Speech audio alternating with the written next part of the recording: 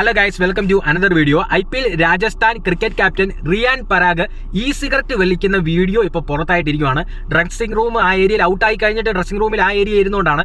അതുപോലെ IPL വീഡിയോഗ്രാഫേഴ്സിനെ നമുക്കറിയാലോ, നല്ലവണ്ണം ഫോക്കസ് ചെയ്തെടുത്ത് വീഡിയോ എല്ലാം കറക്റ്റായിട്ട് എടുക്കാൻ അറിയാവുന്നതാണ്.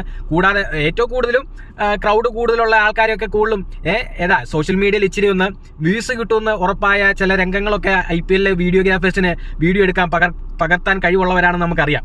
പക്ഷേ റിയാൻ പരാഗിന് ഇതൊരു 8ന്റെ പണിയായിട്ട് മാറിയത് ഈ വീഡിയോഗ്രാഫേഴ്സ് കാരണമാണ്. എന്നിരുന്നാലും ഇത് വളരെ ഒരു ശിക്ഷാർഹമുള്ള കാര്യമാണ്. ഒരു അത്ലറ്റിക്, ഒരു ക്രിക്കറ്റ് കളിക്കുന്ന ഒരു മനുഷ്യൻ അവരൊരിക്കലും ഇങ്ങനത്തെ ലഹരി വസ്തുക്കളൊന്നും ഉപയോഗിക്കരുത്. അപ്പോൾ അവർ ഇങ്ങനെ ഉപയോഗിച്ച് കഴിയുമ്പോൾ അവരുടെ ഫോക്കസ്, അവരുടെ ശ്രദ്ധ, അതുപോലെ അങ്ങനത്തെ കുറേ പ്രശ്നങ്ങൾ വരും. അപ്പോൾ ആ സമയത്ത് ഒരു തെറ്റായ സന്ദേശമാണ് റിയാൻ പരാഗ് തരുന്നത്. ഒരു 24 വയസ്സേ ഉള്ളൂ ഈ റിയാൻ പരാഗിന്. കൂടെ ഒരു ക്യാപ്റ്റനാണ്. ഇപ്പോൾ ഇനി പുതുതലമുറയൊക്കെ ഈ ക്രിക്കറ്റിനോട് താല്പര്യമുള്ളവരും അതുപോലെ ഈ രാജസ്ഥാൻ ടീമിനോട് താല്പര്യമുള്ളവരും അതുപോലെ ക്യാപ്റ്റൻ റിയാൻ പരാഗിനെ തന്നെ താല്പര്യമുള്ള പിള്ളേർ സെറ്റുകളൊക്കെ ഉണ്ട്. അപ്പം ഇതൊരു തെറ്റായ സന്ദേശമാണ് ഈ പുതുതലമുറയ്ക്ക് തരുന്നത്. കൂടാതെ നമ്മുടെ ഇന്ത്യയിൽ ഇത് ബാൻ ചെയ്തതാണ്.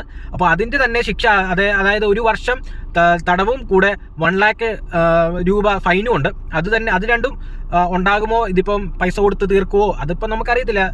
നിയമമാണല്ലോ നമ്മുടെ ഇന്ത്യയിലെ നിയമം സംവിധാനം എങ്ങനെയായിരിക്കും എന്നുള്ളത് അറിയത്തില്ല. പക്ഷേ നിയമം അനുസരിച്ച് ഇതാണ് ശിക്ഷ കൊടുക്കുന്നത്. സാധാരണ ഈ സിഗരറ്റ്, ഈ വേപ്പിംഗ്, ഈ സാധനം ഉപയോഗിച്ച് കഴിഞ്ഞാൽ അങ്ങനെ ഒരു ശിക്ഷ ഉള്ളതാണ് ഇന്ത്യയിൽ. ഇപ്പോൾ 2019 അത് പ്രഖ്യാപിച്ചത്. ഈ സിഗരറ്റ് നിരോധിച്ചതാണ്.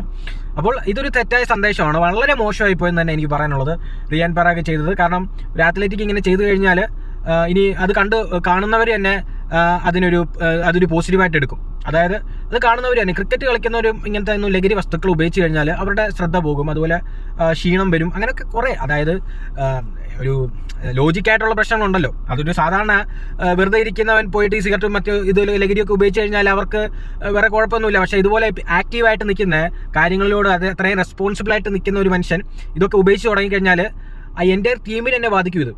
അതൊരു ക്യാപ്റ്റനാണ്. അതിൻ്റെ കൂടെയുള്ള പ്ലേയേഴ്സിനൊന്നും വലിയ വിഷയം കാണത്തില്ല. നമ്മുടെ ക്യാപ്റ്റൻ എന്തെല്ലാം ഉപയോഗിക്കുന്നു, പിന്നെന്താ എനിക്ക് ഉപയോഗിച്ചാലെന്നുള്ള ഒരു കൺസെപ്റ്റ് അവർക്കും തോന്നിക്കഴിഞ്ഞാൽ ആ ടീം മൊത്തം ലഹരിക്ക് അടിമയായിട്ടുള്ള ഒരു രീതിയായി മാറും.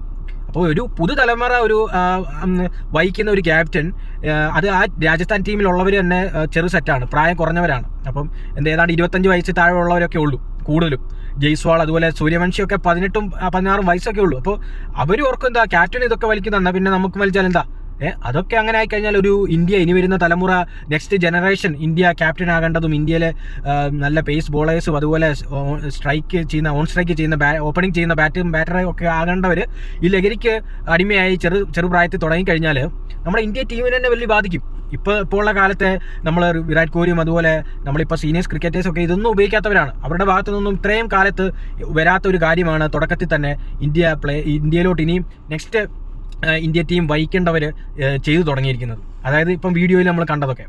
ഇതും കൂടാതെ മറ്റൊരു കാര്യം കൂടിയുണ്ട്. റിയാൻ പരാഗിൻ്റെ പെർഫോമൻസ് വട്ടപൂജ്യമാണ്. ആറ്റിറ്റ്യൂഡ് 100%. ഇതുപോലെ റിയാൻ പരാഗിൻ്റെ കളി വളരെ മോശമാണെന്ന് ഞാൻ പറയും. കാരണം രാജസ്ഥാൻ ടീം ഇപ്പോൾ നിൽക്കുന്നത് നല്ലൊരു സ്ഥാനത്താണെങ്കിൽ പോലും അത് സ്റ്റാർട്ടിങ് ഓപ്പണേഴ്സ് കളിക്കുന്ന ഒരു റൺസാണ്. ആ ഒരു ഇനീഷ്യൽ സ്റ്റാർട്ടിങ് പവർ പ്ലേയിൽ നല്ല സ്കോർ കയറുന്നുണ്ട്. അതുകൊണ്ടാണ് ഈ ടീം രാജസ്ഥാൻ ജയിച്ചു പോകുന്നത്. ആ ഓപ്പണർമാർ രണ്ടുപേരും കളിക്കാതിരുന്നു കഴിഞ്ഞാൽ വട്ടപൂജ്യമാണ്. രാജസ്ഥാൻ ഒന്നുമല്ല ശരിക്കും പറഞ്ഞാൽ.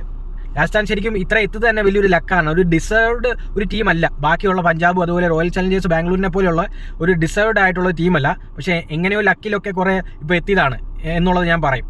കാരണം റിയാൻ പരാഗ് ക്യാപ്റ്റനെ ഉദ്ദേശിച്ച് തന്നെ ക്യാപ്റ്റൻ വട്ടപൂജ്യമാണ്, ഒട്ടും കളിക്കുന്നില്ല.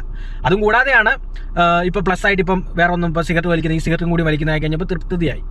റിയാൻ പരാഗിൻ്റെ പെർഫോമൻസ് ഒട്ടും പോരാ. നമ്മൾ കളികൾ എല്ലാവരും കണ്ടിന്യൂസ് കാണുന്നവരാണെങ്കിൽ, ഫുള്ള് ലൈവ് ക്രിക്കറ്റ് മൊത്തം കാണുന്നവരാണെങ്കിൽ മനസ്സിലാകും റിയാൻ പരാഗ് ഒട്ടും കളിക്കുന്നുമില്ല.